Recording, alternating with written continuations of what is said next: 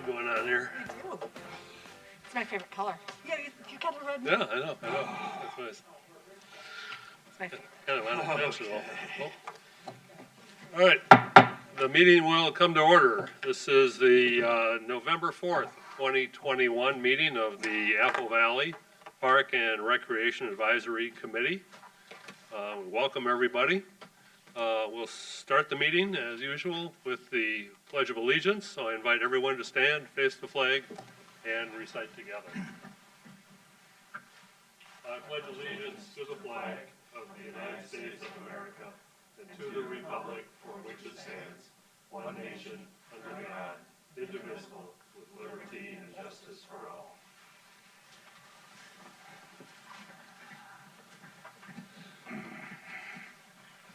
The first order of business is a little bit of housekeeping. We're going to approve the agenda for tonight. Does the committee or the staff have any changes to the agenda as published?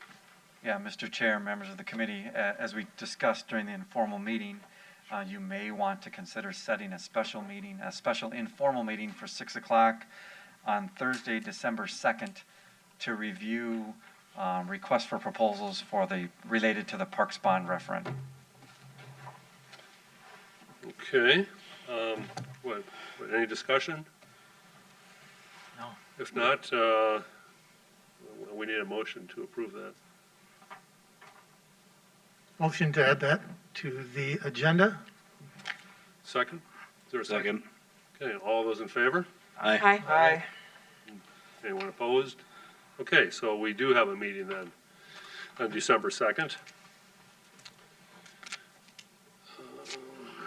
Next item, audience participation. This is carved off 10 minutes of time for the audience to discuss items that are not already on the agenda for this evening. Is there any interest in doing that? And then Doreen, would we have a moderator tonight with Chair, there are no online guests for the meeting. Okay, thank you. So then we'll look at the minutes for our last meeting, which was in September. Has everyone had a chance to read through the minutes? Are there any suggested changes or corrections? If not, I'd like a motion to accept them as published. I move we accept the minutes as published. Second. We have a motion and a second. All those in favor? Aye. Aye. Anyone opposed? That motion is also carried. So now we get to the heart of the evening. We have a number of items, which are action items this evening.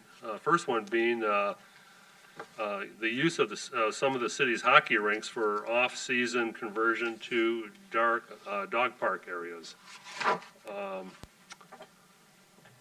Mike, do you have a few comments to make on that, or?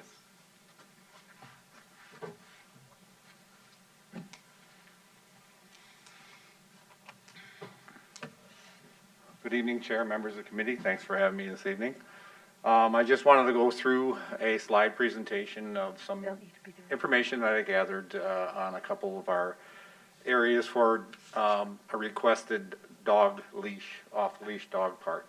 And I'll roll through this a little bit here. Just kind of our city missions and goals is a standard practice that we try to adhere to. On May 6th of 2021, during a public open forum portion of the Park and Recreation meeting, there was a request for an off-leash dog park. Currently, the city of Apple Valley doesn't have any parks for off-leash dogs. The request suggested using a hockey rink as an off-leash dog area. Neighboring city of Rosemont, actually has two of them that they use for this purpose, and that's J.C. Park and Bloomfield Park. Did some investigating, and we came up with the following sites as some potential dog park areas. Delaney as being one of them. Separation from homes, basically 250 feet to the nearest property line at Delaney. One of the least used ice rinks that we have in our system, close to a walking path. Could be a dog, park area for longer because in the earlier winter and later in the spring, just because of that lack of use for that facility itself. One of the cons, or a couple of the cons to it, is close proximity to the playground. A lot of activity in the soccer fields and the gaming areas in that area. Parking can be a concern during those high field use times during that. Those field facilities do get pretty popular, so parking could be an issue in that site. Huntington Park was one of the other sites that we considered, and a couple of the items that go along with that. Some of the pros, there's some ample parking, low use athletic area, more separation from the playground, and close to the walking path as well. The cons to that area, close proximity to homes, basically about 85 feet to the nearest property line. That's not to the house, these are to the property lines. Hockey rink is smaller than Delaney by about 10 feet. Projected opening or suggested openings April through November. Utilize the rink for an off-leash dog area when it's not being prepared for ice.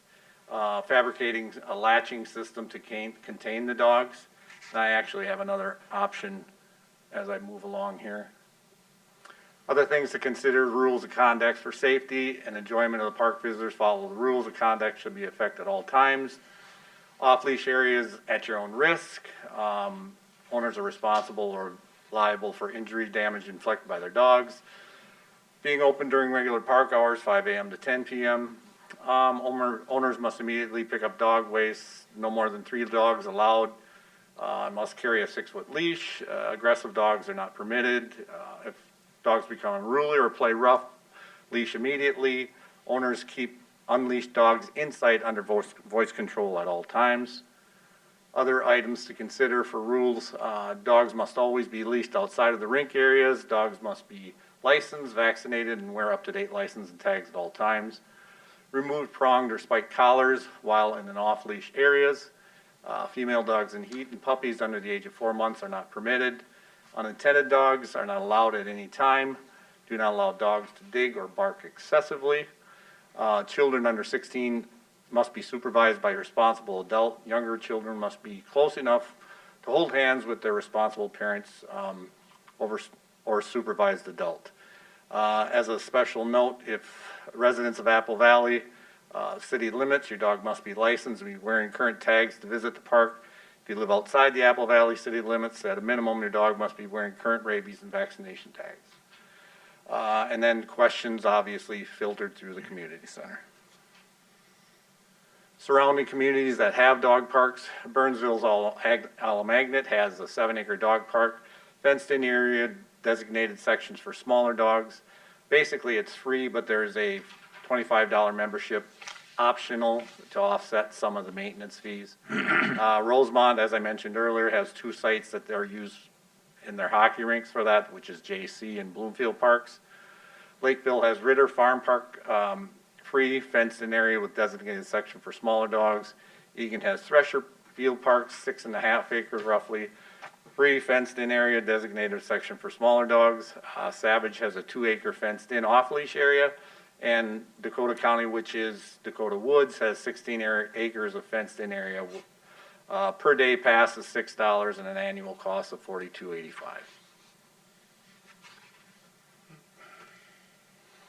Cost estimates roughly for regular standard gate, it would be about $1,500 per site. Optional lease removal fencing section, which will be in the next slide, is roughly about $2,000 per site. Informational signs, $100 or so per site. Dog waste stations are about $275 to $300. And this might be a little difficult to see, but basically if it's the optional off-leash area, kind of gating it and containing the dog in a small section, letting them loose and opening the second gate to release them inside the rink.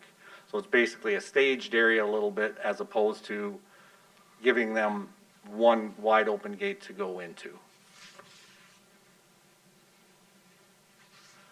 Action items that we're requesting tonight, staff requests that the Park and Recreation Advisory Committee recommend using Huntington Park as an off-leash dog park from April to November, Delaney as an off-leash dog park from April through November, both sites, Huntington or Delaney, as an off-leash park, or using neither site as an off-leash dog park.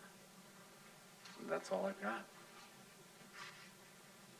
Mike, in our packets, there's a number of emails primarily from the city residents voicing their opinion. Have you seen all of those? Yes, What do you think what general feeling is? well, we had about a 50-50 mix. We had an open house, not really highly attended. We had 2 people showed up for the open house that we had at the community center. But between emails, voicemails, and letters that were written in, there was a general mix. I mean, if I were to calculate it, about 60% of them were positive. Some of them were kind of in between, and then a small percentage of them were a complete no. Did you sense there was more that one park or another was favored by the? Not necessarily. I mean, the letters went out to each of the neighborhoods surrounding, roughly about 200 letters per neighborhood, so 400 total that went out, kind of polling those areas. And they didn't necessarily identify exactly where they all came from, but I think there was an equal amount of positive from each side. Some of them requested that it be specific to the neighborhood. Some of them just basically said, you know, there are a lot of opportunities for dogs to run free. This is a good idea. And some of them frankly just said, you know, there are some in surrounding communities. Why do we need one here? Right. Okay, all right. Is there anyone in the audience that has any comments on the dog park situation? Yeah.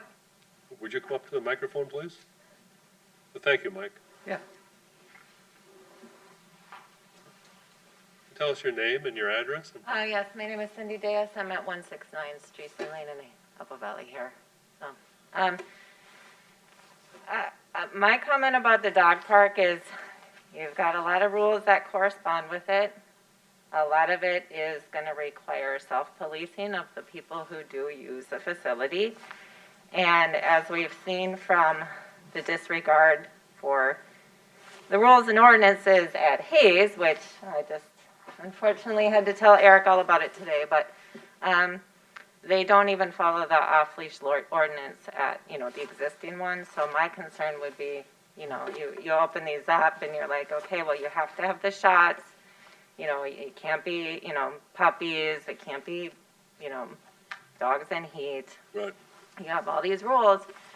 There's no way to really effectively police it. I mean, even when you do call the police and they show up, sometimes they choose not to issue citations.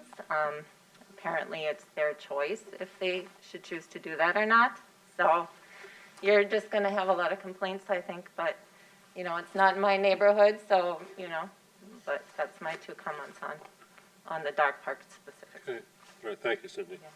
You know, I mean, just reading through these comments, I mean, I agree. I mean, there's a couple major concerns. One is the dog waste, and one is barking, right? I mean, those are the things that people are mostly concerned about. And we will have to rely on the park users to police the fellow users. That's the only way this thing is going to work. So I guess we'll open this up for comments from the committee. Does anyone have any thoughts on this? I do. Thank you. I live around Delaney Park, and I've commented before that I walk through that park. I walk my dog through that park regularly, almost every night. And there's always people, not always, but there's a lot of people already using that rink as an off-leash area for their dog. And I've had an opportunity to introduce myself and talk to them. Obviously, they're using it, so they're really supportive of it. But I think that it's a nice opportunity. I think that we don't have anything like that in Apple Valley. The cost to put up these gates and try this is really minimal. And I think that it is worth trying it. I agree with a resident who mentioned that, you know, we put up the rules and there is going to have to be a little bit of self-policing. And that does happen at other dog parks, and it does cause problems at other dog parks. But I do think that this is a great opportunity to try this with a very small investment from the city to provide this space for our dog parks. And I think the comments to me, I mean, the dog waste was probably the biggest one. The biggest one was the dog waste, and you talked about having the stations there, and so I think that it would be great to try it, and maybe we want to review it in a year and see if that's something we want to continue. But I'm in supportive of, and again, I didn't see a pro or a con for really either, so I would suggest we try both and see how it goes and see what the usage is. So. Mike, the two parks in Rosemont that have it, what is their proximity to, say, Huntington? Are they fairly close? Or where are they? As far as mileage goes, if it were a straight shot, I would say within about 3 miles of the closest to Huntington. And I did poll the staff in Rosemont, and they said they've had pretty good success with it. You know, they didn't really consider it being something overthought, so to speak. It would, as Lisa mentioned too, it's kind of a minimal investment. If it's something you should decide to move forward with and want to review at a later date, you know, that might be an option for you. But as far as location goes, yeah, we're within about 3 miles of probably the closest dog park. Okay. Yeah. I've been to the Burnsville location, dog park, a couple times, and it has that staging area, and I think that's very, very important. Dogs will just, hey, opening, rush, and you don't want that. It also had the waste disposal. I didn't have any issue with any waste being untreated or untaken care of. And, you know, we have a pretty small dog, and I was more worried about other dogs being aggressive to a small dog. Didn't have any of that situation. I think it's something that maybe not both locations. I would be in favor of trying it at the Delaney location because it just seems that rink is down a lot more. I mean, it's just not used hardly at all. With the staging gate. Well, Delaney's bigger too, so Yeah. you got that advantage. Yeah. It's about 10 feet longer than what Huntington is, yeah. Right. Is there any concern about, you know, the small dogs versus the big dogs, like Noel brought up? You know, I've been at Burnsville as well. They have a designated small dog area. It wasn't there when I was there. Yeah, well, they do. And I guess one possibility would be to use one park for small dogs and one for larger dogs. That, you know, just, I don't know if that's going to complicate things or. Yes. Or what. I think it will You think it would? Okay, all right. Any more comments? I'm completely in favor of this. I'm a dog lover myself, and I know that people work. Dogs are home by themselves all day. They want a place to go out and exercise the dogs, and this is. I think this would be a great addition to the city. So I'm in favor of at least one. I don't know. Maybe the question is, should we do both or just one? They're really close to each other. I would say start with one. I mean, you can We can always add more. always add more. Well, I'm gonna put in my, if it's okay, I'm gonna put in my support for looking at two, only because, again, I think we can really see what the usage is. I think that the nice thing about Delaney is, and I don't know as much about Huntington, you know, you've got a lot of the paths that connect around there with the trail, that's a pretty frequented trail. So and I'm not sure that Huntington has quite that I mean, it's on that corner there and everything. So I think the investment is minimal.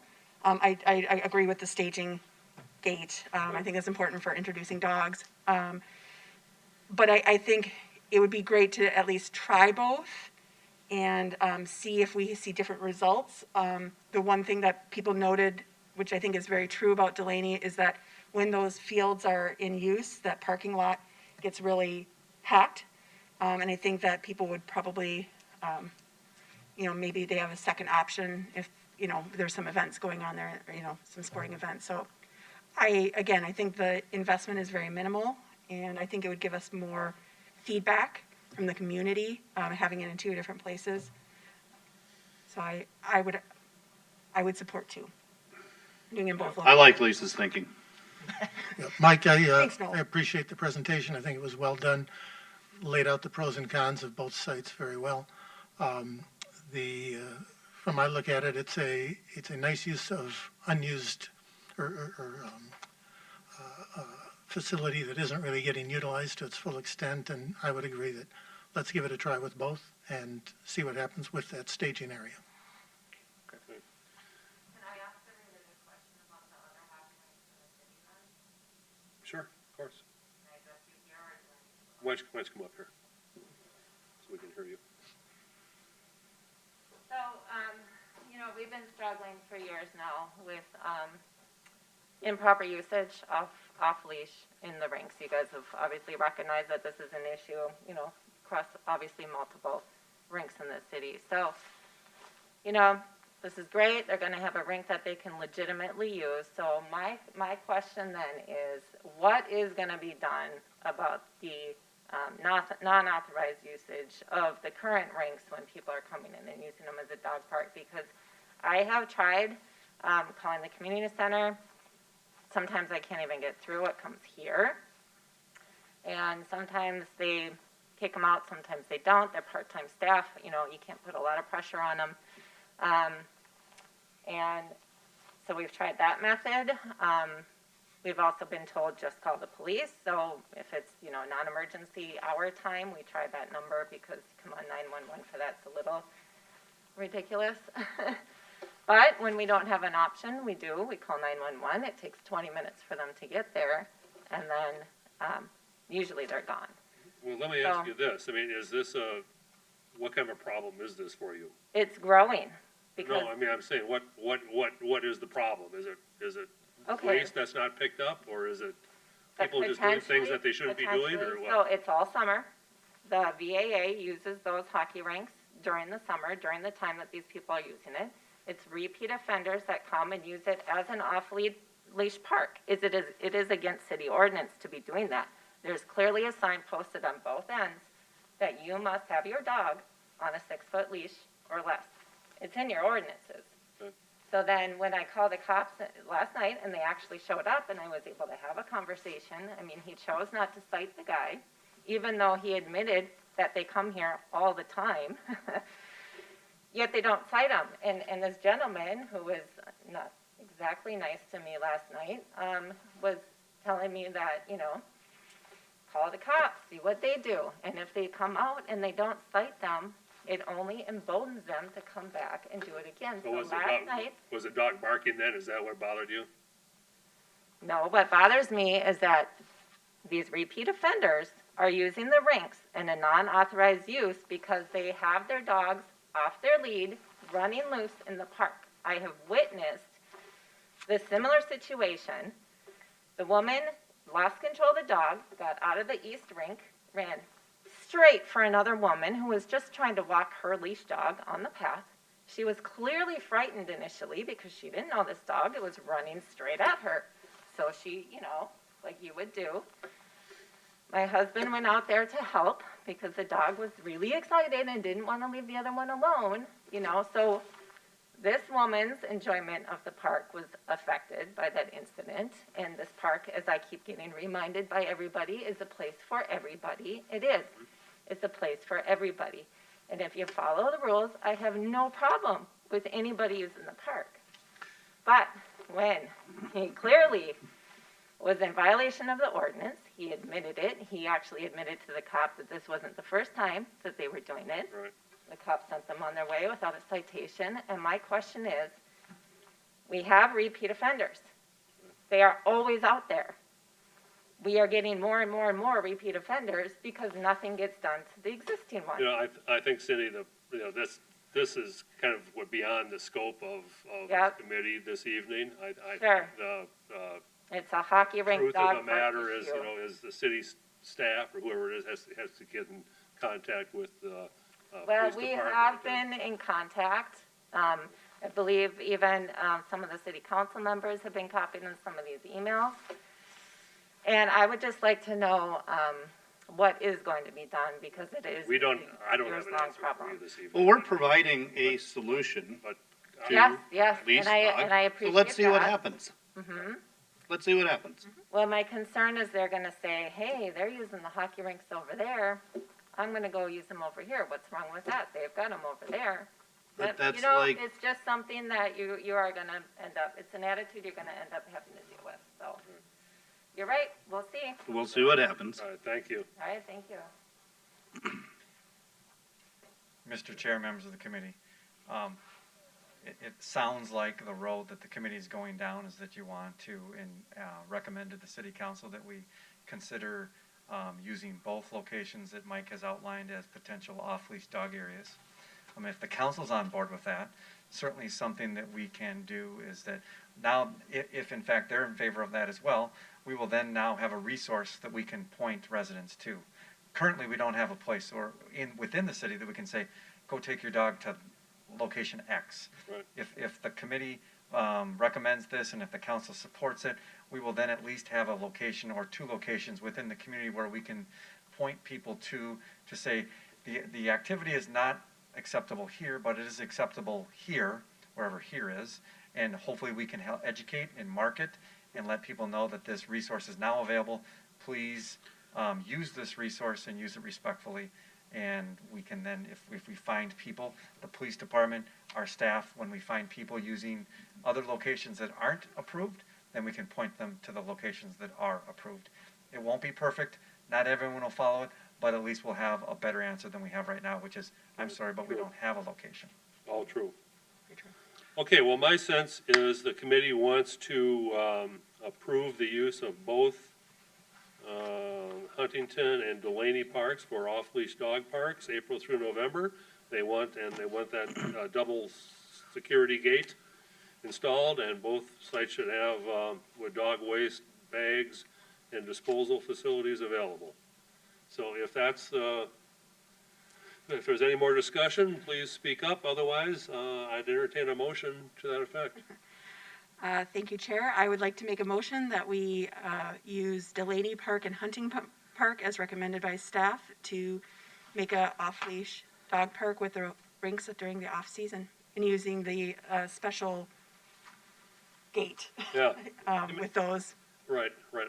I think it's not so much an unleashing area as it is, like we said, like an airlock, so that both gates are not open at the same time, so the dogs can't get out. Right, that's the idea. Separation. Right.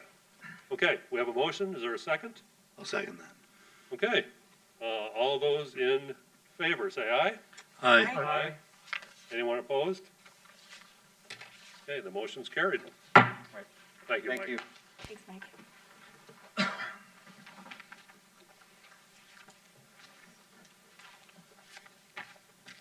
Item 5B on our agenda is talking about repurposing the Hayes Park pickleball courts to a new use. It looks like Eric is going to talk to us about that. I am. Mr. Chair, members of the committee, so we're here this evening to talk about the Hayes Park pickleball court and its future use. So I just want to run through a little bit of a history in pickleball in Apple Valley as I understand it, through looking at past actions of the Parks Committee and the City Council. So back in August of 2013, the city opened its first pickleball courts, and I believe we were one of the first, if not the first, south of the river to have pickleball courts in our community, and that the location the city used at the time was Hayes Park.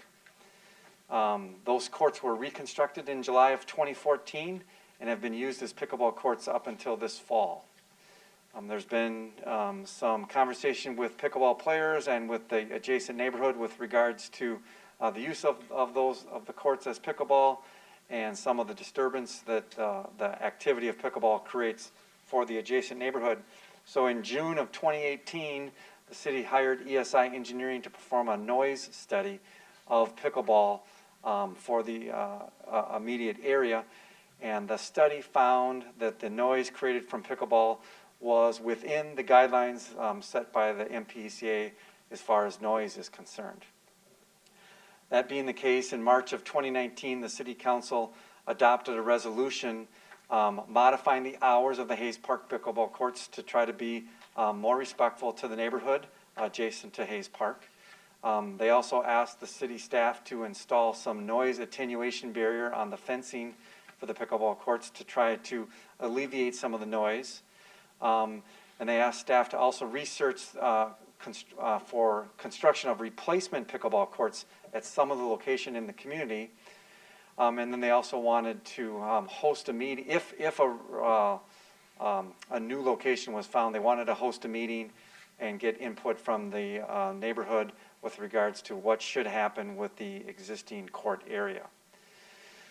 Then in June of 2019, the same engineering firm that did the initial noise study performed a follow-up noise study and found that the noise had been reduced by between 10 and 12 decibels as a result of installing the noise barrier. So already had a noise that was within guidelines. It was reduced, so obviously it was still within guidelines. Then in April of 21, the City Council did award a contract to build 8 new pickleball courts at Johnny Cake Park Ridge West, and those opened to play this last fall. In July, the council approved the purchase of some tables and trash recycling bins, a sun shelter, etc., for the Johnny Cake Park West pickleball courts. We haven't yet received them, but when we do, we will get those all installed so that that project will then be complete, hopefully by early next spring. On September 11th, those courts did open for play, and they started getting use right away. The place for folks to park is shared with people that go to high school during the school year, and so we designated 22 stalls designed for people that are using the park to be able to find a place to park so that the high school students couldn't park in those locations. They weren't reserved for pickleball players, they were reserved for park users with the thought that for the most part, pickleball players would be parking there. So that 11th was a Saturday. We left the Hayes courts open until the following, through the following Sunday, and then on the 13th, the courts were closed to play and they were locked. On the 8th, we sent out notices to about 240 adjacent property owners saying that we're going to be hosting this public meeting. We encourage people to attend, send us email, give us a phone call, send us a letter, and tell us what they thought the existing courts at Hayes should be used for in the future. We held that open house on the 28th, and you see the comments that we collected in your packet. Then we are here this evening to talk about what the future of those pickleball courts should be. And then we'll be bringing that to the City Council either January or February for the council to decide based on whatever your recommendation is. So just kind of just outlining the areas within this community that we currently have pickleball courts. They're shown on the screen. Did a measurement using some GIS mapping that we have just to give folks a sense of how close courts, whether they be tennis or pickleball courts, are to adjacent property lines. And this is the information that we found. And I use approximate because this isn't necessarily to the inch or to the foot, but it's approximately the number that you see on the screen. How do we compare to our neighbors with regards to pickleball and serving the community? Apple Valley has a population of just over 56,000 with the 8 pickleball, and this is pickleball only, if you will, not pickleball or tennis courts. So we have 8 pickleball-only courts in the community, so we have about little over 7,000 residents per pickleball court in our community. The average of our neighbors being Burnsville, Egan, Lakeville, and Rosemount, is about 6,800 residents per pickleball court. So we have about a couple hundred more residents per pickleball court than our neighbors. So I would say that we're right in line with providing pickleball courts, at least as compared to our neighbors. So we did receive a bunch of feedback from folks, either at the meeting, via email, via letter, via phone call, whatever the case might be. We received, and these aren't all the comments, because these are very summarized comments. Generally speaking, people said, keep the courts open for use as pickleball courts. Closing the courts seems to be a waste of taxpayer dollars. Build an adaptive playground for people with disabilities on the location where the courts are right now. Use that area for a picnic area, put in tables and benches and shelters. Another idea was to plant natural vegetation and to encourage pollinators. Build an outdoor covered hockey rink there so that people can skate there. Build a skate park, build a basketball course, build an obstacle course. There's lots of other comments, but generally speaking, they run along the lines of what I've put on the screen. As the committee is aware, the committee met with the City Council on September 30th to talk about the future of the Parks and Recreation system. And as a part of that conversation, you asked the council to consider engaging the community to find out what the interest might be in a potential parks bond referendum. The City Council was on board with that discussion, and they want to engage the community to find out what the interest in the community may be about a future parks bond referendum, that if it passed, it would likely improve and update our existing parks and trails. It would probably include reinvestment or an investment in our major recreational facilities, such as the Apple Valley Family Aquatic Center, the Community Center, the Senior Center, and our 2 ice arenas. And it also included redeveloping and developing master plans for Alamagnet, Kelly, Farquhar, and Redwood parks. So knowing that, it would seem to make sense from a staff perspective that we get through the master planning and the park bond referendum process to find out what we may do in the future with the community center, the senior center, and just kind of the whole Hayes Park complex. So it would be our recommendation that we basically leave the courts locked and unused at this time until we figure out what the long-term use of that space is going to be. And then as a part of that process, develop ideas on how that space could get reused. And so I believe, yep, that is my last slide. I can stand and answer questions that committee members may have. I don't have any questions for you, Eric. Okay. I have one question. So are we going to develop a master plan for the Hayes Park itself? Yeah, I would envision as part of the facility master plan and how that may change, that will include the space or the land around the community center. So yes, I believe that we, as a part of that process, will be engaging the community, and it may look the same or it may look different. It may look slightly different based on that whole process. So definitely should wait until. That's my opinion. Like that would That's my recommendation. Okay. Well, yeah, I mean, I think we should wait before we start tearing up the courts and taking down the fences and things like that. Maybe there is another use that we could put those courts to that would be acceptable and relatively inexpensive. But, Yep. Yeah, let's not spend money until we have a plan. Is there someone in the audience who has thoughts on this situation? Is that, or are you just here to listen? Please come up. Give us your name and your address, please. When I get there. Okay. The gray hair means something. Diane Erickson, 185 Stracy Lane, Apple Valley, right behind the pickleball court. I'm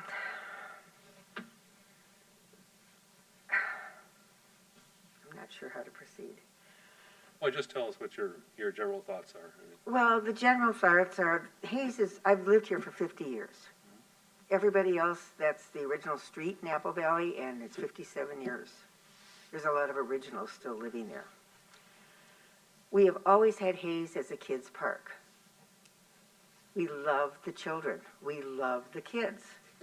We are getting a little squished now because we've got dogs and we've got people that don't pick up their litter in Hayes Park. There's a lot of that. I always chase them down. I'm on a scooter walking my dog, and I chase them down and hand them a garbage bag. They look at me like, well, if you can't pick it up, I will have to get off the scooter and do it for you. Right now we have a current problem where people are using the hockey rinks. They are letting their dogs off leash. They're throwing balls. Okay, remember, what we're talking about here, though, are the pickleball courts. Right, but I'm just saying that there's an intensity that we never had before with Hayes. The park itself. It's utilized a lot. There's a lot of activities going on in there every single day. And in the wintertime, we've got hockey. We have lacrosse. We have people that rent out. We're close to Westview with the park. So we have soccer teams that rent out Westview parks and property. What we would like to see is something that gives credence to the kids that can't use the park. We put in a new swing over at Westview School. One swing for disabled kids. And within 2 years, they've trashed it. The kids that are not disabled wreck it. So what we're looking at is something that would be useful for the kids to actually use. The other thing I have to mention is nobody has ever asked me why I keep insisting there's a 100-foot setback. Because when I lived there, there was no park. There was a cornfield, there's lots of snakes. There was Redwood Farm with horses. And when they put the park in, they originally started with baseball diamonds and hardball that faced my backyard. At that point, my kids, within the first year, I had 8 bushel baskets of hardballs. We all had 4-foot fences. I got permission from the Park and Rec director at that time to put in an 8-foot fence. So I got a 6-foot fence in. And after the first year, they decided that it was too difficult to keep hitting my kids in the head and having to pay for medical bills. Diane, The I'm just trying to end keep you, redirecting you. I mean, so Okay. what we're looking for The are end your result thoughts on of the how to 100-foot reuse setback. the closed pickleball courts. The end result of the 100-foot setback was that was agreed to. Everything was 100 foot off the property line. When pickleball came in, it's 54 feet off the property line. Okay, and the courts are closed. And the courts are closed finally, but it took 7 years. Okay, The limited number, we used to have 17 hours a day for 7 days a week of pickleball. They just overdid it something fierce. They turned on the lights and everything else. So by the time we ended, we were at 63 hours a week. And people had PTSD from it. It was too much stuff. So what we want to see is something, an activity for the kids that's constructive, that even a splash park was talked about. Because we have a lot of kids that are in hockey and all the activities. The parents go over to the splash park with the young ones, and dad can sit and watch the older one with whatever the activity is. I think Eric just was talking about, Redwood? right, the master plan for a number of different parks, and I think some of these amenities that you're talking about are gonna wind up over in Redwood, which is, of course, very close to where you live. Yes, it is. So I'm not, I'm not sure that we should be, the city has made a significant investment in those courts thus far, and I don't think there would be a lot of support to start, destroying those and putting in a splash pad, when we're already talking about putting a splash pad in another park, and we already have, 2 others in the city. Understood. The initial, we didn't know what pickleball was when it came about. They went down 4 feet, they pounded the ground. They ruined a lot of my house. They ruined the water. I had to rebuild the whole front of my house because the foundation, the rim joists, everything else got cracked. They did a lot of damage. And I'm paying for it. So, you know, Diane, I know nothing about that, and it's not. I know, that's why I'm sharing with it, You know, with, I mean, this is we're my, not talking about building more pickleball courts, we're talking about, you know, reusing the ones that are there. right, but for something that is not as noisy as pickleball, Absolutely. please. You have this committee's complete support on that. And if we have to, we can move the fence back to the 100-foot thing. That's why the hockey rinks were where they were. All right. That's the history of the hockey rinks. All right. And if you go back in your notes, back when it first began, that's what was agreed to by the Park and Recreation when the park was first initialed, when it was first started.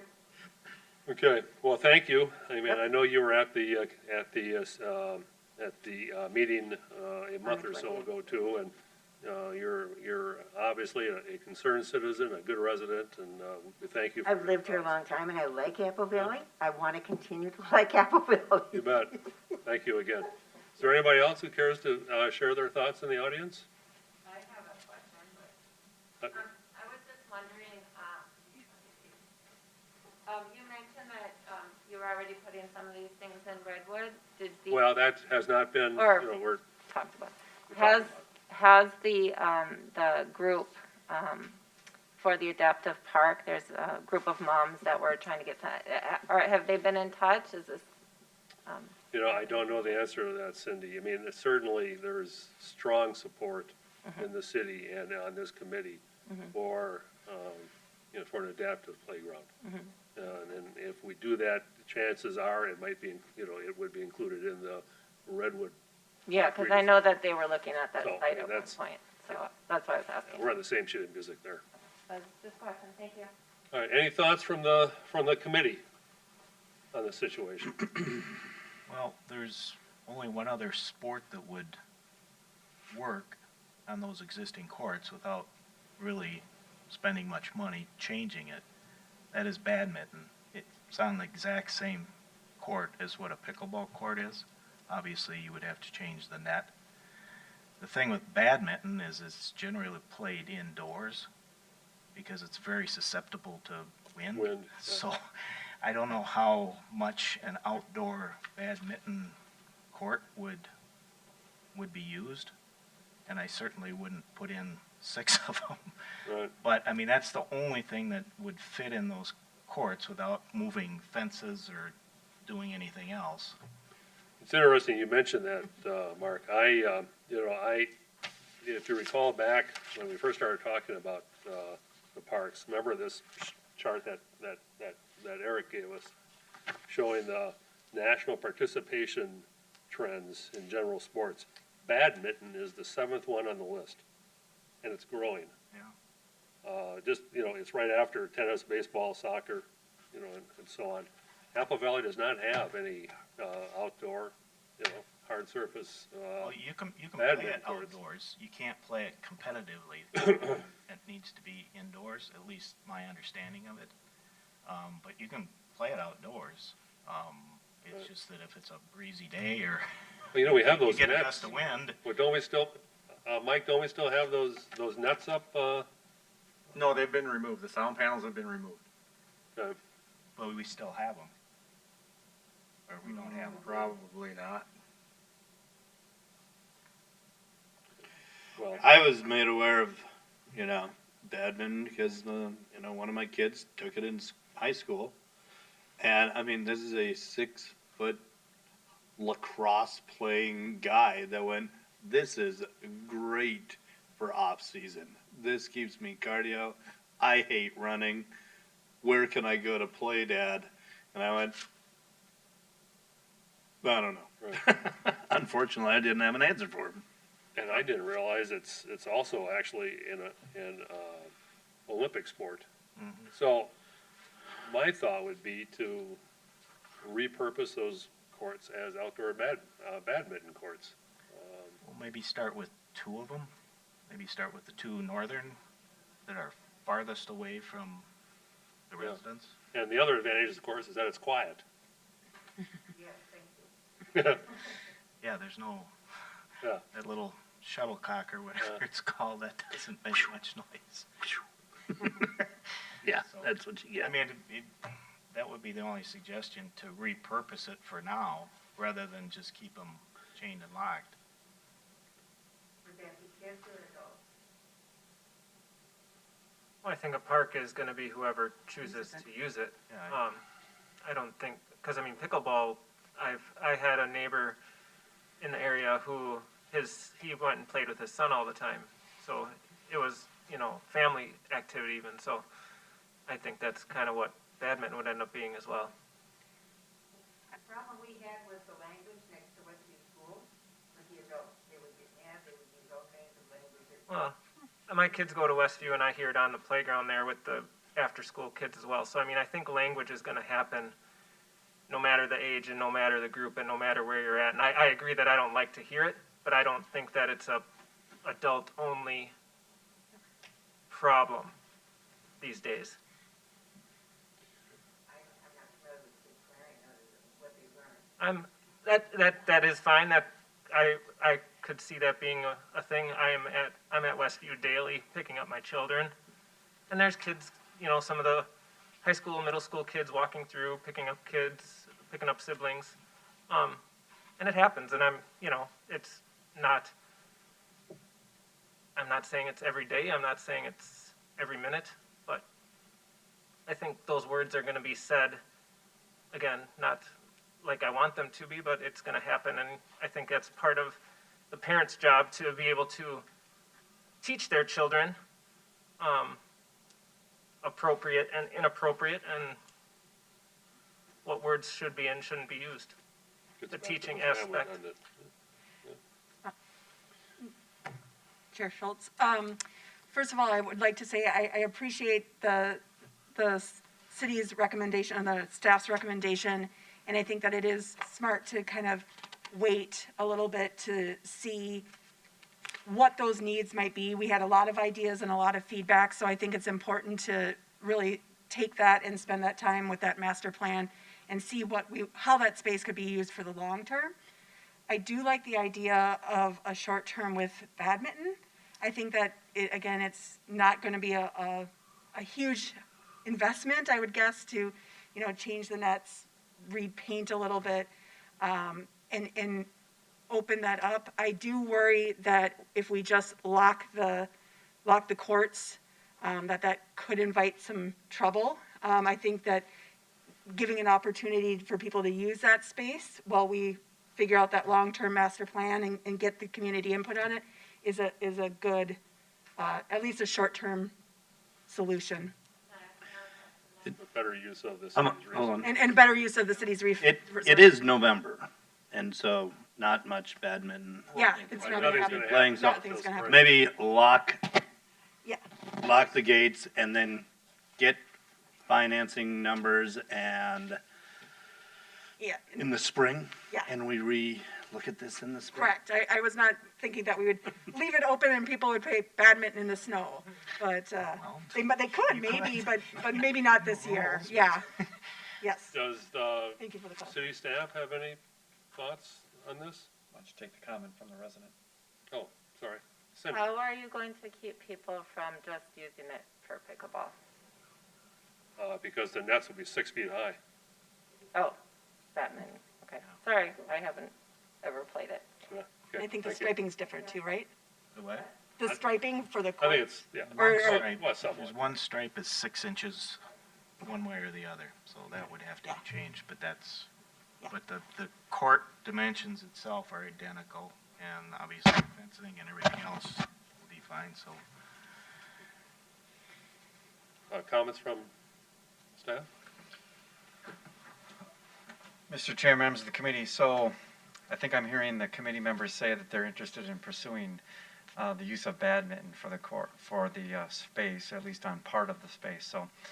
So I'm envisioning that the gate's going to get unlocked and we're going to have some badminton nets up there, but most of the space isn't going to be used for anything else. And other people might choose to wander in there and use it for other things. It would need to be made clear to everyone, including the neighbors, that the space is open for use, and we're not gonna be able to control who uses it for what. And so if there's a unacceptable use of the space by the neighbors, how are we gonna respond and monitor that? We cannot police the space on a regular basis for use that isn't acceptable to the neighbors. So at some point, someone has to say, it's a public park, and here's how it's going to be used. And that's the challenge, I think, that you have by unlocking the gate at this point in time for any use. Yeah, I hadn't thought about the rest of the court. I mean, you're not going to have a big audience for badminton.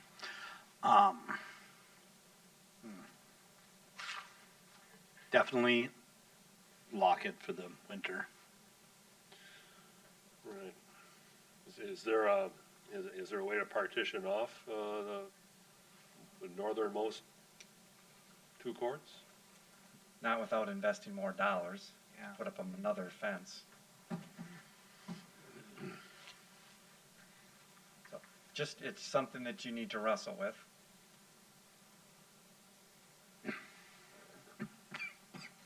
Okay, well, What is it we need to decide tonight then, I guess? well, yeah, I mean, the courts are gonna be locked now to spring anyway, Right. right? Yep.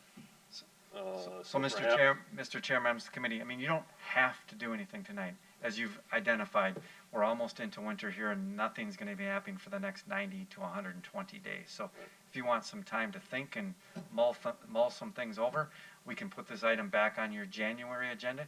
You can have another conversation, and then the council can talk about it in February. We already indicate that the council would talk about whatever your recommendation is in January or February. So there is no hurry to Right. make a decision or to make a recommendation. In the interim, could, perhaps we put some cost together, for what it would take to convert them to, badminton? And if we don't do all 6 courts, then, maybe the cost of partitioning off the northern 2? Yep, we can collect some numbers. And then we can talk about that in January. Correct. Okay. So, of course. Why the northern course for badminton? Why wouldn't you put the badminton down by the neighbors, because that's what we need to plan? Well, this is, I mean, the vision would be just that this would be the only thing that those courts would be used for. Well, how about if you section, you have 3 sections now. Right. So how about if you section the first 2 for volleyball, because it's closest to the building. The next 2 for something else, that's not real loud. And the one closest to us, or get rid of the last one entirely.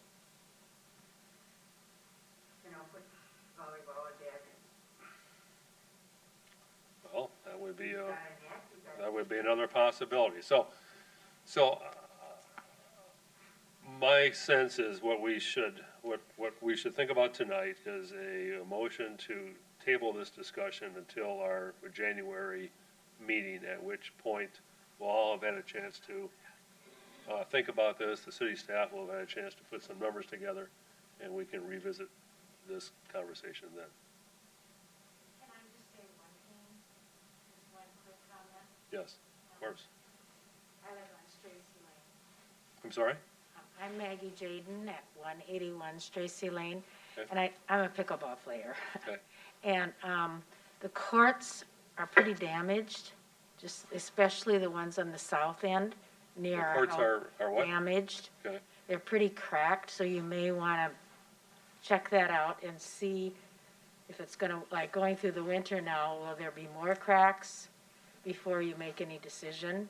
Because there's a lot of cracks in the pickleball court, Good. just so you know, okay? All right, thank you, Maggie. So if I have, summarized the situation, I guess I'm looking for a motion to that effect. Unless there's something else. Motion being to, Move to table the Hayes Court, former pickleball courts to the January meeting, and until then, keeping them locked and, for the winter. Is there a second? Okay, we have a motion and a second. All those in favor, say aye. Aye. Anyone opposed? And that motion's carried. Now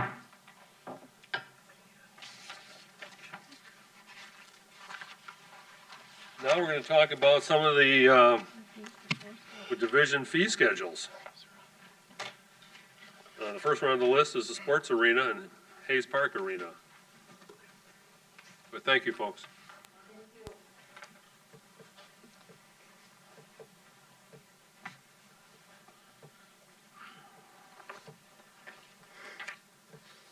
Mr. Chair, committee members, Brian Kirsten, Arena Manager, thank you for having me tonight. Tonight, we're here to cover a few fee changes that we will be recommending for you guys tonight. And then also, we'll be touching on updates. Should we do updates at the same time? Well, I'll touch on some updates with the arenas as well after we go over the fees. Coming up here. So in your packet, you have our fee recommendation schedule on there. And I've just kind of broken it down a little bit here on this slide for you guys. If you remember last fall, I came to you guys with what historically would have been our $5 increase for last year, and we held off on that due to COVID and everything else going on last year. So this year, for the 22-23 season, you guys will remember our fees change at the end of a traditional hockey season. So once we hit March, this is what our fees would become in March of 22 until the following March of 23. I'm recommending a fee change of $10, adding $10 to our fees. As you can see below, we're still in the range of everybody else around here. People are starting to, other municipalities and arenas are starting to institute a $5 per year change, kind of no matter what's going on every year.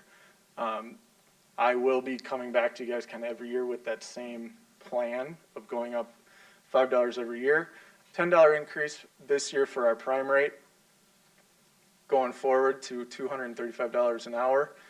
That rate, that prime rate is set from September 10th around, give or take, depending on what that Monday is around there, until the end of every hockey season.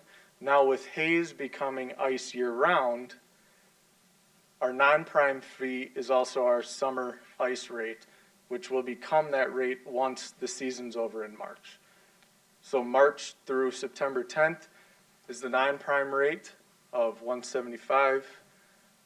September through February, mid-March is $235 an hour, $10 increase. I am asking for a motion tonight for approval of the recommended fees. You guys can do that now or at the end of my update, however you guys want to do it. Mr. Chair, I don't know how you want to do that tonight. It'll be up to you. Well, why don't you finish your, what else do you have to discuss here, Brian? Just 2 more slides. Okay. Do you have more things for us to approve? No, this is the only approval tonight, the 2 fees, the non-prime and the prime rate fee. The non-prime and the summer ice fee are the Why don't you finish, and then we can ask questions and, Sounds good. Now I'll go on to give you guys an update of kind of where we are right now in the season. We are now up and running at both rinks. As of October 16th at the sports arena, Hayes has been open since June 16th to accommodate for summer ice and kind of the early fall ice. Both buildings underway. Our first skaters at the sports arena were Saturday, October 16th. We started it off with our Learn to Skate program, which runs Mondays and Saturdays. We will be extending that season now with extra ice at Hayes in the spring. We're going to end up with a year-round program now, which we've never had before, which we hope will lead to more and more kids coming into the program because they can continue year-round and not have to leave Apple Valley for that anymore. Youth hockey tryouts completed about a week and a half, 2 weeks ago. Their season is now fully underway. I already touched on the Learn to Skate lessons there. Girls high school hockey started Monday. Their first game will be November 11th at the sports arena. Boys high school starts 2 weeks after girls high school every year, and they do that just because of state tournament spacing with the XL Energy Center. And their first home game for the boys will be Black Friday, November 26th, which has kind of become a tradition for Apple Valley High School to host a game that night with all the alumni in town and all the grandparents in town. They really like having that. It's kind of their first game of the year. So Jim's ramping down, and we're ramping up, as we say every fall coming in here. We're getting into the meat of our season here. I want to give you guys a heads up. We've got a Skate with Santa program that we do every year. Last year, unfortunately, we weren't able to do it with the pandemic going on. This year, it will be Sunday, December 19th, during our public skating time, 3:30 to 5, at the sports arena. It'll be $5 per skater, and we have skate rental available of all sizes down to youth 7, so we can fit some really small kids in there. And that's available at $3 a pair. We'll have pictures with Santa available, snacks, hot apple cider, hot chocolate. We're going to be doing some on-ice activities and games this year, which we haven't done before. The one thing that we typically do is face painting that we won't be able to do this year, but hopefully we can bring it back next year.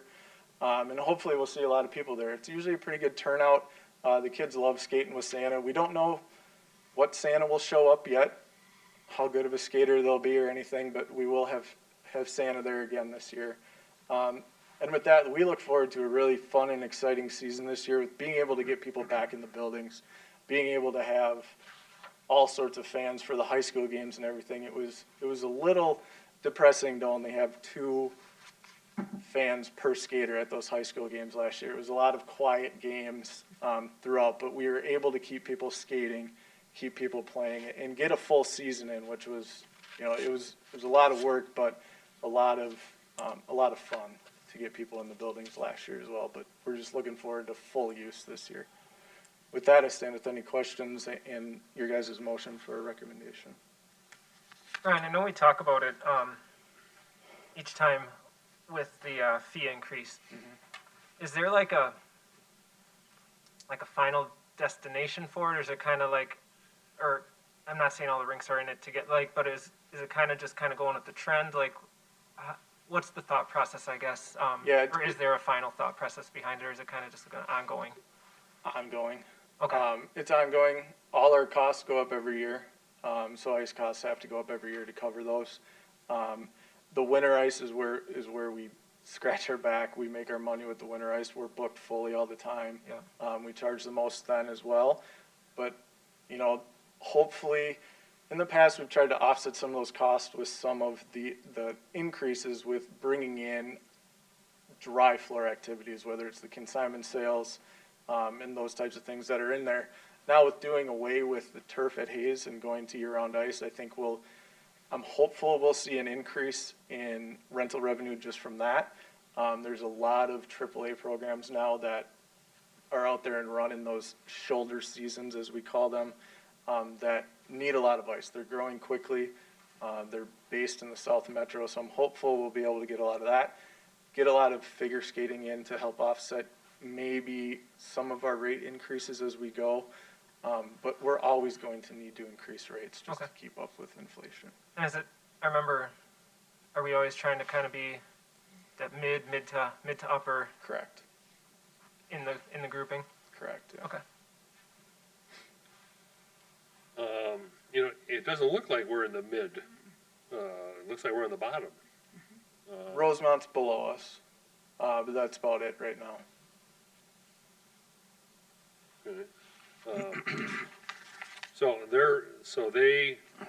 Rosemount is $2.25 per hour for this current season, Yes.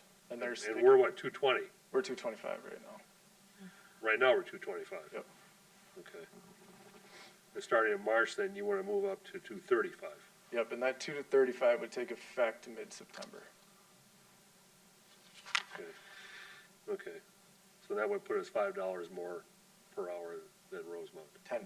They're not increasing rates. Or yes, excuse me. Yep. Yes. Okay. Right. I see that. What? I have a question to piggyback on that. I guess I've always, yes, this is a non-traditional company.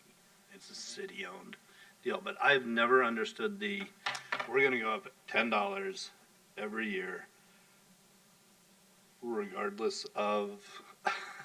It just seems like, okay, here are our expenses. This is the profit that we want to make. This is what we need to go up. That's a traditional business plan. I guess where's the thinking behind $10 as opposed to 12? Round numbers? Sure, Like I said, or that 20, or 15, or I think it's, Minnesota traditionally has helped to offset the cost for hockey by choice. Okay. Through municipalities. okay. You go to Chicago, you go to the East Coast, you're talking $700, $800, $1,000 an hour for ice, which then puts that out of reach for so many people within Minnesota. I think just the tradition of hockey in Minnesota has kept it a little bit lower, and the fact that we have so many facilities, especially in the South Metro and through the Metro, that are ice facilities. There's a lot of choices out there of where people can go to skate, but on the flip side, there's not a lot of choices for them. Our rate increases directly affect our local youth associations the most. Got it. And there are times they're really well off with money. Their gambling's doing really well. They have high numbers. Times that's not the case. So it's always just traditionally been something that municipalities, quote unquote, help out with to offset the costs a little bit on them. Got it. No, I appreciate that. It's just something I've wanted to ask for like 8 years. Yep. So. Any more discussion? Okay, well, with that, is there a motion to approve? I'd like to make a motion to approve the rate increases for the 2022 year. Second. Okay, we have a motion and a second to approve the rates as published. All those in favor, say aye. Aye. Anyone opposed? That's carried. Brian, I just have one quick follow-up question. Yep. What do you see happening to participation levels in the various age groups? Girls hockey is down across the board, across the state. When you look at USA Hockey numbers, it looks like they're trending up. That's because outside of Minnesota, hockey is really growing. You've got the Las Vegas team in there, Seattle team, NHL teams. They're really starting to grow non-traditional hockey areas. So the USA numbers look like everything's really growing. Minnesota numbers are plateauing a little bit, especially on the girls' side. Both high schools within the city are having harder and harder times fielding enough girls to have JV and varsity teams. They have to scrounge to get players to come out. Burnsville's in the same boat. Participation numbers in the future, it's really hard to graph that out. The numbers in the MITE numbers, which is the youngest groups that come up, are very strong. And what the associations are really trying to work on now is the retention of those kids as they progress up in ages. Apple Valley side has a hard time just with demographics, socioeconomic backgrounds within the Apple Valley Association side. Eastview Association side is healthier socioeconomically, but they're having kind of the same issues of registration numbers and everything. You're talking about boys high school hockey? Youth and high school, all of it combined into one. The numbers are slowly going down overall. 5 to 10 years, where will they be? I'm not sure. It's something Eric and I have conversations about weekly, about where could this possibly be going. Right now, we're filling our ice. We're not having any of those issues, but maybe 5, 10 years down the road, depending on how the high school numbers go with their teams, it might lead to some smaller number of association teams and less time use for high school teams. So we might need to look at other use of that ice or those buildings at that time. But we also don't want to do that 2 years too late. We want to be ahead of the curve on that so we're not sitting with empty buildings. Mm-hmm. But if a high school has a state tournament champion, then the numbers pick back up. I mean, high school sports are weird that way. They're fickle too. Yeah. They go and it's all cyclical. Every certain number of years, you've got a good basketball team, you've got a good hockey team, then your youth numbers explode in that sport, die off in the other ones. All right. Well, thank you, Brian. Yep. Appreciate it. Let's see, Valleywood Golf Course, Mr. Jim Zink.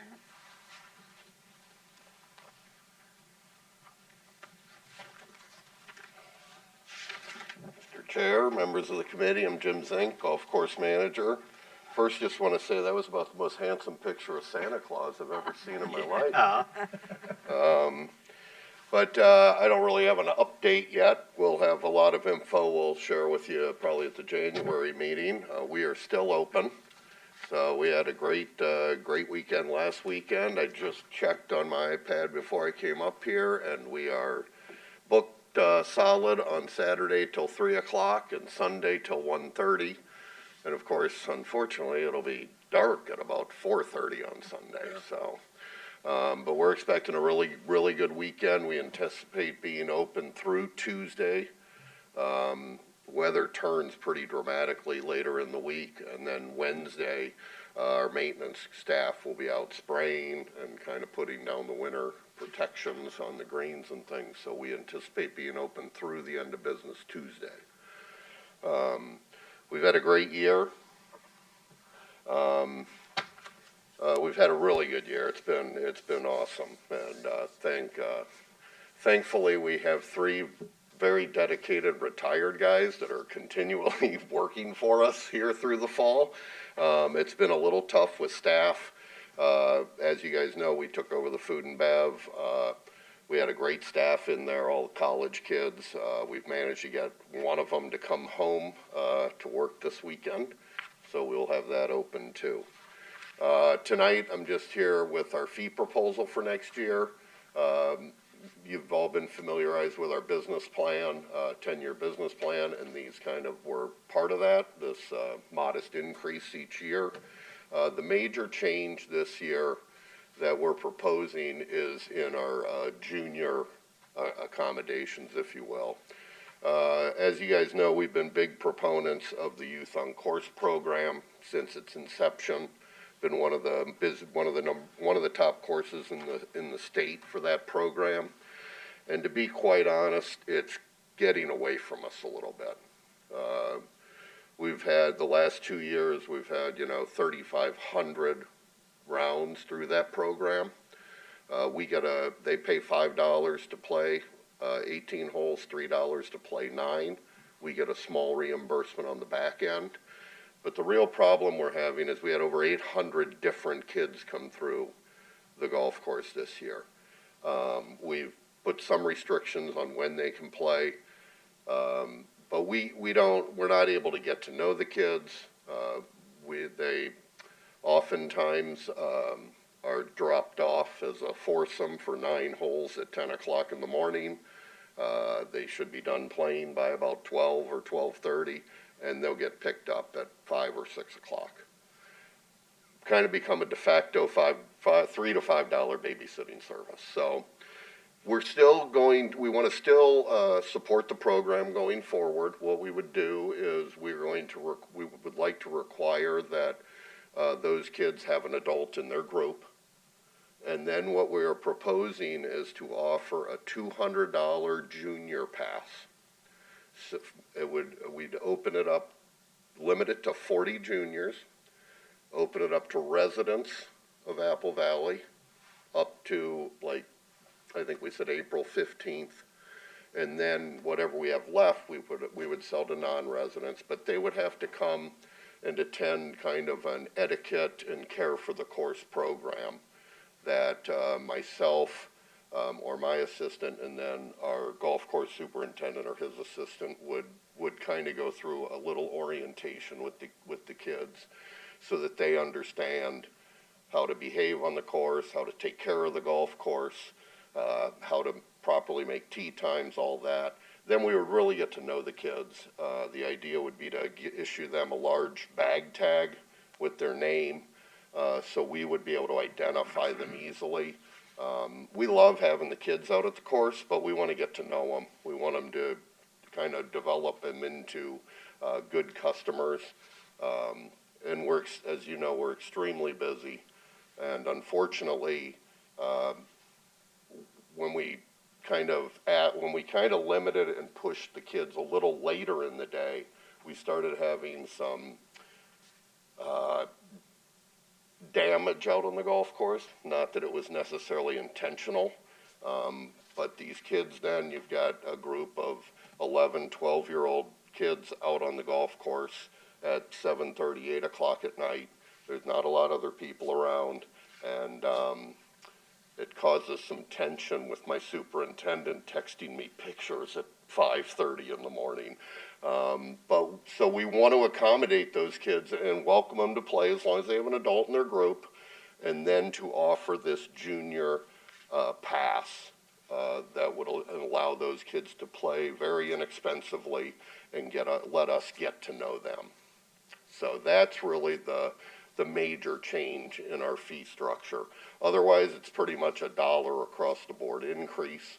And like I say, we've had a great year, and we want to just kind of build on that momentum. And you guys have all been involved in our business plan over the next 10 years, and that's kind of what it calls for, is just a modest increase as we go.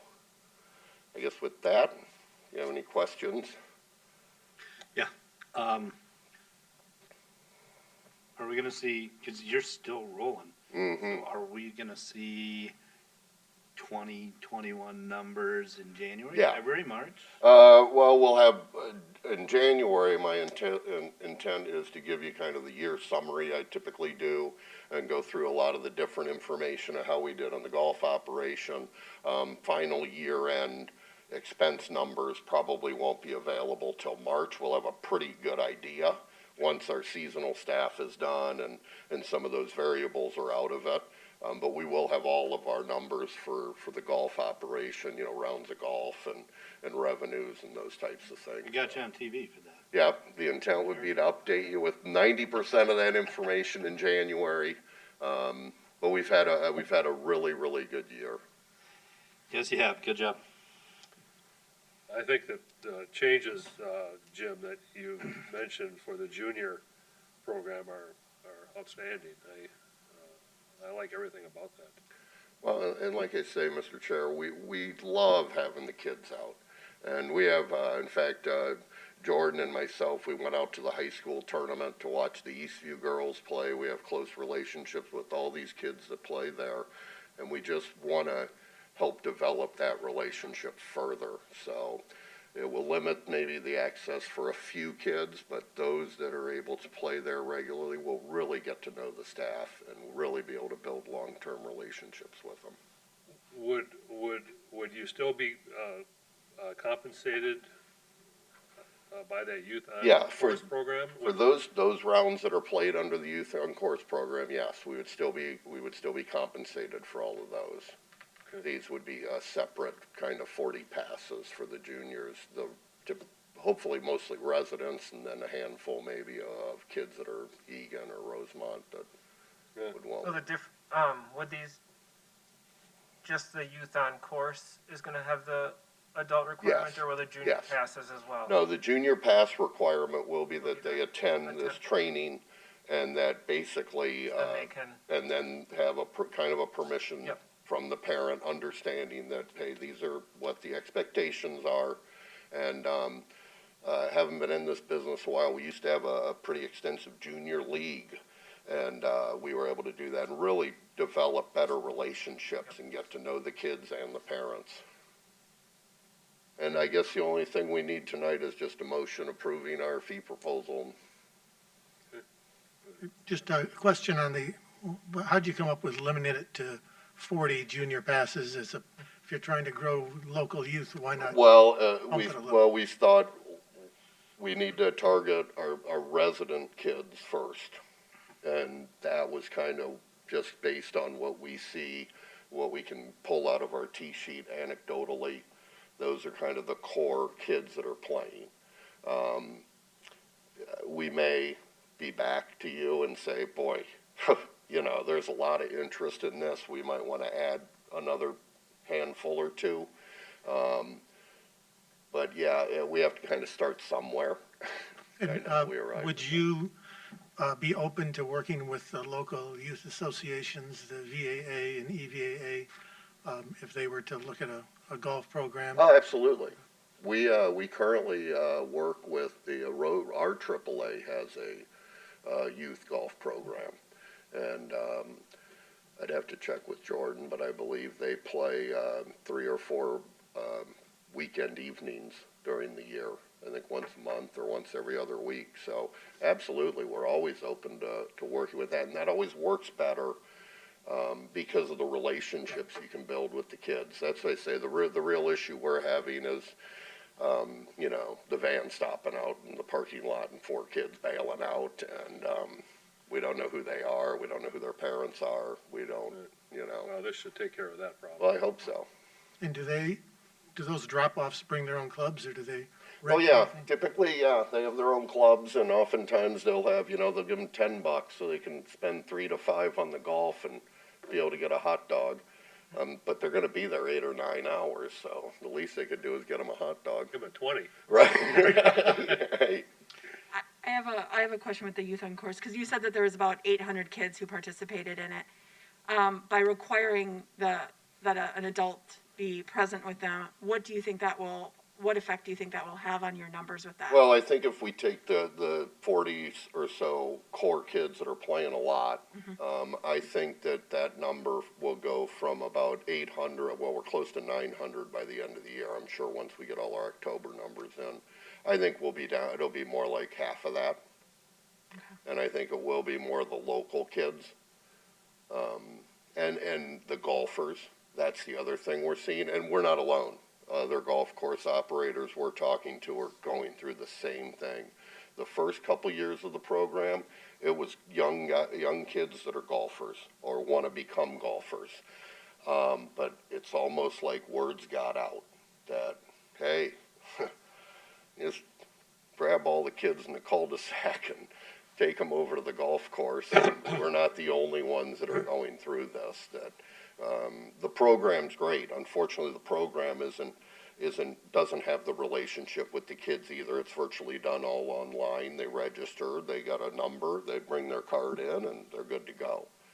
So I would anticipate that number almost cut in half. But we'll have to kind of wait and see. And so you don't have any clue of even where they're from, if they're from Apple Valley or in the South Metro, or when they register, I mean, they could be from. Yeah, and the program itself is not big on giving us too much detail. I mean, we know the age of the kid, we know their number, we keep a list, because then they come in the next time and they didn't bring their card, so we can look up, oh, Brent Scholl, this is your number, and get it registered correctly. Brent's too old for the program.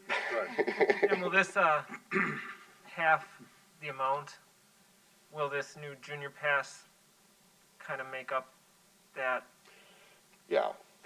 revenue then? You know, or I guess you can't say for sure, but like, are we going to be losing a lot of that back Damage of the course. revenue? I don't think so. I think, you know, and part of it is, and again, we're not alone, but part of it is that the golf is so popular. And this is why it's kind of a tug of war, if you will, where we're looking at it that, hey, we got to have the kids play later, because that 2 o'clock tee time that used to not get filled is now getting filled, and those people are paying, you know, $230 between them for that tee time. So let's push this youth on course back to 3 o'clock. And then, of course, my superintendent's coming to me saying, hey, kids are out here, force them at 12-year-olds at dark, waiting to get picked up. And so, like I say, I don't want it to come off that we don't want the kids there. We really do. We just want to build relationships with them and make sure and provide every opportunity we can for those kids that truly want to golf.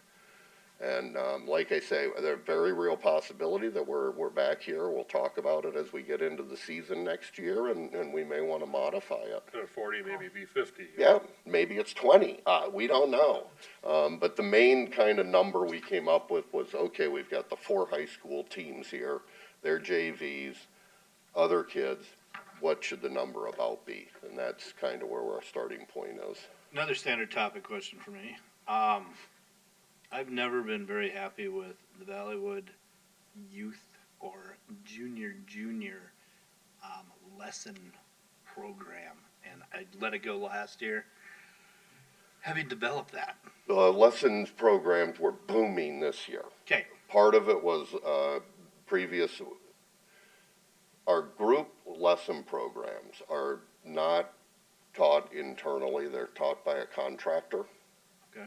So, and that's something that Eric and I have been talking about, how can we, now she's great, she works well with us and we work with her to try to develop the program, but it's not an ideal situation where, and we don't have and part of it is the Youth on Course program, where now we really don't have a junior league to just incorporate those kids into and build those relationships.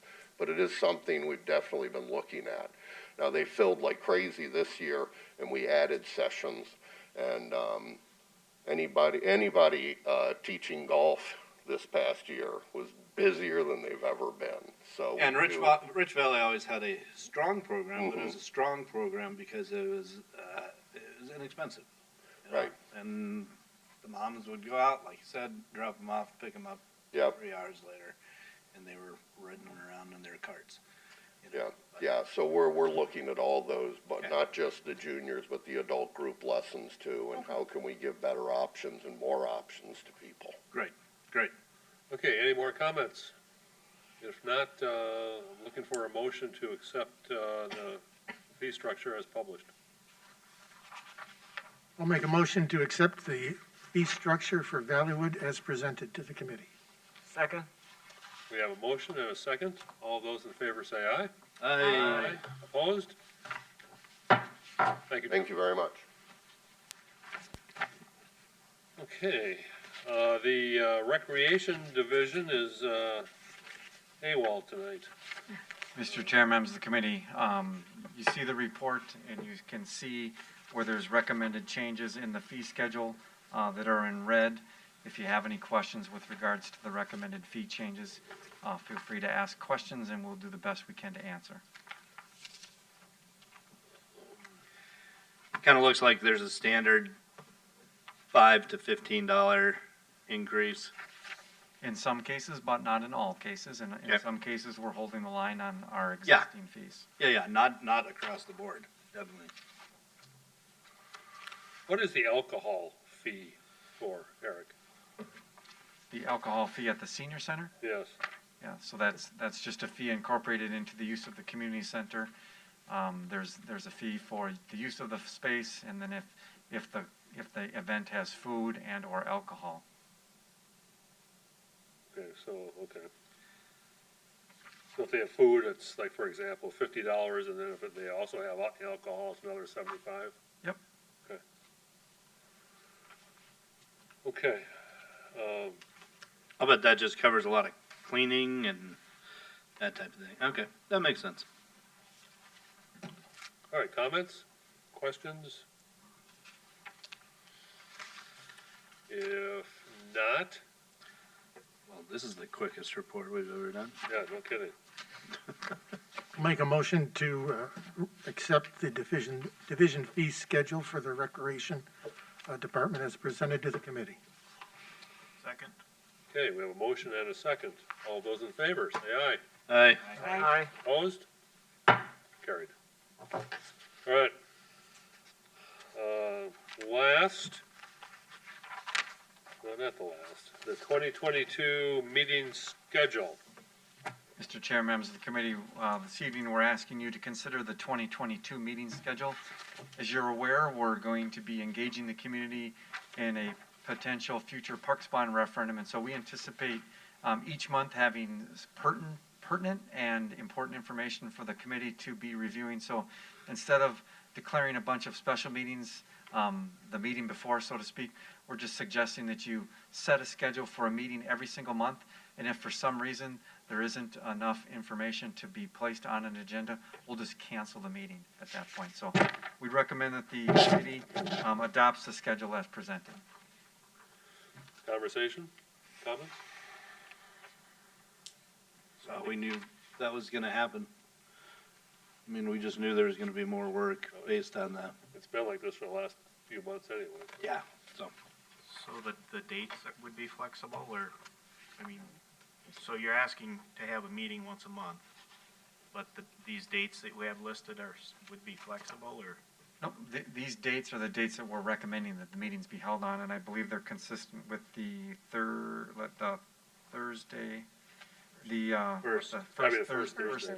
first Thursday of the month, except for the month of July.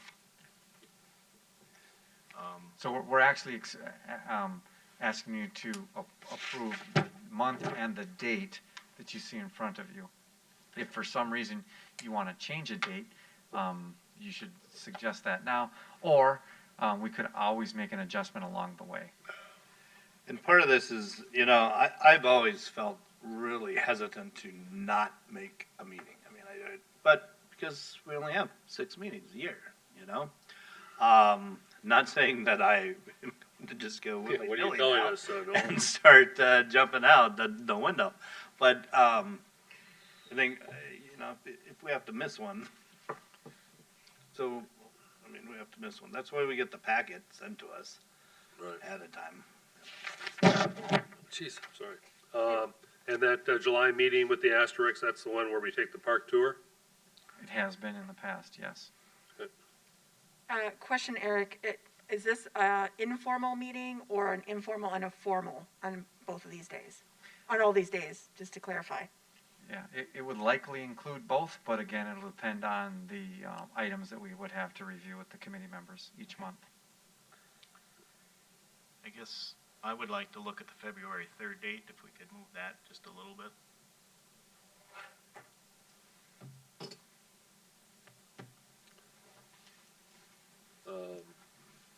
To what, the following week, or? Following week, say a Tuesday, or, the only reason I'm gonna be gone in January, and I'll be coming back.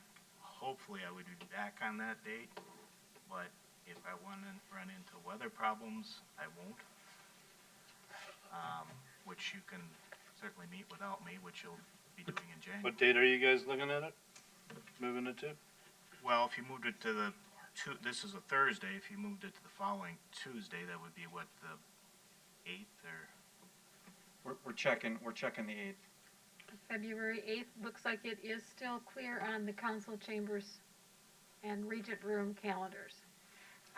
So we could tentatively set it for the 8th, and if we run into some kind of a conflict, then we'll certainly let the committee know, and we could reassess. That would be great. So instead of the 3rd, it'd be the 8th of February. Which is a Tuesday. It is a Tuesday. I think that, you know, I'm fine with making that work. I think that, again, knowing that this is going to be monthly and keeping it on a schedule, I think will be really important. Knowing, as Noel said, not everybody might be able to, we might miss a meeting here or there, and staying in touch. So if we can kind of keep to a regular schedule, I think that would be really helpful. But We do have to remember, if we reach out to everybody, we can't reach out to everybody. Right. Right. Reach out to Eric, and then Eric will. Right. Yeah. For open meeting laws, correct. So I'm fine with moving it to Tuesday, the February 8th. I know it's gonna be. Right, I haven't looked at my schedule, and, you know, I don't know that I There's gonna can. be conflicts. Yeah, there's gonna be conflicts, so I think for now. Okay, so the basic idea is we're gonna meet once a month. Yeah, that's the bottom line here. Dave, comments? Mr. Chair, by city resolution, though, you do have those first Thursday of January, March, May, September, and November. That's set by the resolution by city council. So those dates are tough to change. Those certain months. Oh, okay. Yep. Okay. And I think we should put a limitation on this through referendum. I don't want to go now, you know, after the referendum, we keep on going every month. You know? That's 2 years away. Yeah, that's 2 years away. So Right. We don't have to This approve is, it this is just a schedule for 1 year. That's true. Okay, Yeah. all right, okay. How about a motion to approve this? So moved. All right, second? Second. All right. Motion and a second. All those in favor? Aye. Aye. Opposed? That's also carried. Okay, seeing the hour is getting late, perhaps we could dispense with the division updates, Eric? Yes, And, you've got information in your packet. If you have questions, feel free to give us a call or send us an email. that would be my thought. And with that, unless is there some new business that someone wants to discuss? I think we should be looking for a motion to adjourn. Well, we did that, Did we do that? didn't we? I think we just put it on the agenda. Yeah, we put it on the agenda too. Oh, and we didn't do it. I skipped right over it. Yeah, sorry, I moved it over there then. Okay, thank you. All right, yes, so, we want to, hold a meeting at 6 PM on December 2nd of this year. I need a motion to schedule that. Make a motion to schedule the December 2nd Park and Rec Committee meeting. Second? Second. All those in favor? Wait, discussion. Do you need a pre-meeting? So it'll be a 6 o'clock meeting. Okay. Okay. Then it's All those in favor? Aye. Aye. Aye. Opposed? Nay. Okay. Now the motion to adjourn. Move to adjourn. Second. All those in favor? Aye. The meeting is adjourned. And really, pictures.